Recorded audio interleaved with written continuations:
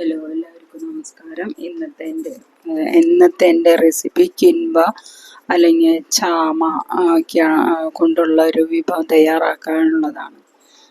അതിലേക്കായിട്ട് ഒരു ഗ്ലാസ് ചാമ എടുത്തിട്ടുണ്ട്, അല്ലെങ്കിൽ കിൻവ.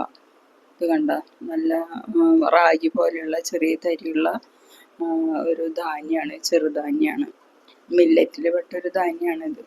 അപ്പം അതൊരു ഗ്ലാസ് എടുത്തിട്ട് ഞാൻ പാത്രത്തിലിട്ട് അത് നന്നായി കഴുകണം. 2-3 പ്രാവശ്യം നന്നായിട്ട് തിരുമ്മി കഴുകിയെടുക്കണം.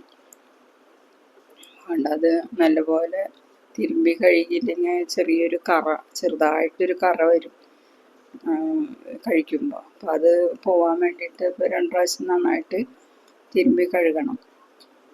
പിന്നെ ആ വെള്ളം കളഞ്ഞിട്ട് ഒരു 4 ഗ്ലാസ് അരിക്ക് ഒരു 4 ഗ്ലാസ് അളവ്, നമ്മൾ ഏത് പാത്രത്തിലാണോ എടുത്തിട്ടുള്ളത് വെച്ചെങ്കിൽ അതിൻ്റെ 4 അളവ് കൂടുതലായിട്ട് വെള്ളം ചേർക്കണം. അപ്പോൾ 4 ഗ്ലാസ് വെള്ളം ചേർത്തിട്ട് അത് വേവിക്കാൻ വയ്ക്കാം. അപ്പോൾ നമ്മുടെ നാട്ടിൽ പണ്ടൊക്കെ കൃഷി ചെയ്തിരുന്നു ചാമ അല്ലെങ്കിൽ ഇപ്പോൾ കിൻവ എന്നുള്ള മില്ലറ്റിന് പ്രചാരം വന്നപ്പോൾ ഇപ്പോൾ അതൊക്കെ കിൻവ എന്നുള്ള പേരിലൊക്കെ അറിയപ്പെടുന്നുണ്ട്, പാക്കറ്റിലൊക്കെ വന്നു തുടങ്ങിയിട്ടുണ്ട്.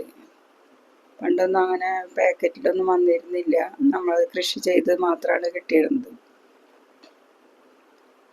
അപ്പം ഞാനത് അടുപ്പത്ത് വെച്ചിട്ടുണ്ട്, അത് അങ്ങനെ വേവാൻ വെച്ചിട്ടുണ്ട്. ഒരു മൂടി വെച്ചിട്ട് വേവട്ടെ.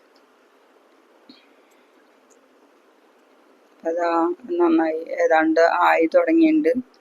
അപ്പോൾ 4 ഗ്ലാസ് എന്നുള്ളത് ഞാൻ വെന്ത് പാകമായിട്ട് വരുമ്പോൾ ഒരു ഗ്ലാസും കൂടി വെള്ളം ഒഴിച്ചിട്ടുണ്ട്.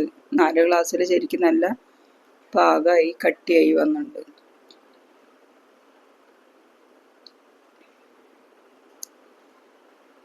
അപ്പോൾ അതിലേക്ക് നമുക്ക് നല്ലപോലെ വെന്തു, വെള്ളമൊക്കെ വറ്റി.